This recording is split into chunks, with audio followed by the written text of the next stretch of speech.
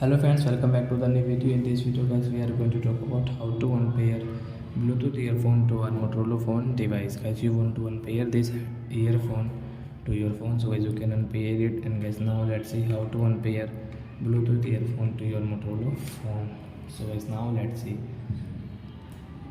Open your phone setting to unpair it. Connected device, guys, tap here.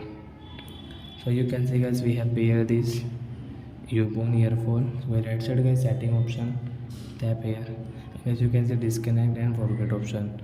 So you will have to click on forget option to unpair. So when you will click on this forget device, so it will unpair. So as you can see, this red light means it has unpaired. Now we will off it. So I hope friends you have understood how to unpair Bluetooth earphone to our phone. So that's it guys, thanks for watching. Now we will meet our next video with new topic. Before going guys, please go and like my video, subscribe my channel. Bye bye friends.